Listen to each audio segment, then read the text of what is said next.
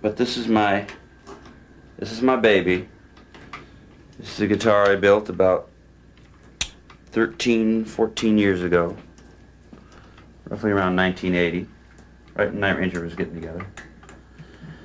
And a friend of my brother's came over and said, "Hey, so you're a guitar player, huh?" And I said, "Yeah." He goes, "I got this old guitar sitting in a box at home." He says, "You want it?" I said, "Well, what is it?" He says, "I think it's a Fender." I said, "Oh, yeah, sure, buddy." So he brings it over, and sure enough, it's a 1962 Stratocaster with all the parts all sanded down in the box. I guess he took it apart and was going to refinish it and never did it and just sat in his closet for a year. So he gave it to me, and I went down and had the neck painted black. That's why this neck is black. Got the old original Fender decal to put on there. And had this guy named Kamamoto, a Japanese guy in Oakland, paint it for me, put new frets on it, medium jumbos. And then I had this extra fret added on. If you could see it from the side, you can see how it hangs over a little right there. It's added on, so I have 22 frets instead of the standard 21 frets on a Strat. So you can hit that high D and bring it up to an E, which is usually what all the guitars have now, or 24 frets. So then I had the neck done the way I wanted it, and I got the best tuning pegs, the shallower tuning pegs, had them black chromed to match the neck.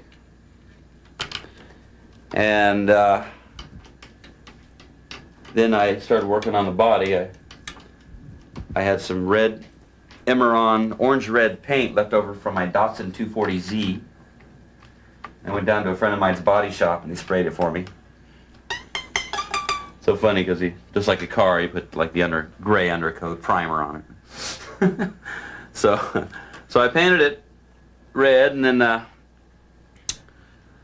I started looking at these new pickups called PJ Marks, and he had this prototype pickup, wanted me to check it out. And this is the prototype pickup, not the ones they sold, but the actual prototype, which the face was sanded down. That's why it's sanded down. You used to have molding all over it. It was sanded down to make it get a little more high end out of it, get a little more crunch out of it. And you know, if you got a pickup that has a plastic shell on it and you're not getting enough out of it, just file that puppy down. Sand it down. Won't hurt it. I don't think. Didn't hurt mine.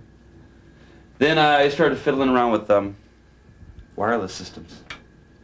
And I had a 80 wireless, and I wanted to build it in my guitar. So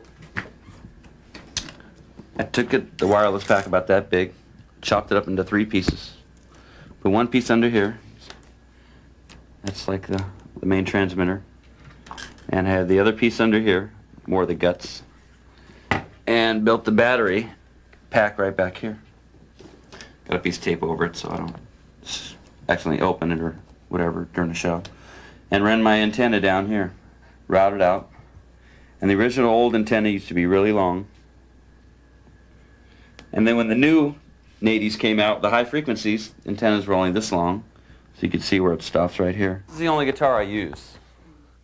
And I use my black Les Paul Custom with a Floyd Rose in it. I use that too. It's got a built-in wireless and Floyd Rose on it too. And I use these 2 guitars live and in the studio. For different sounds on my record, I used a couple different guitars just to get different sounds. And wow, catch that?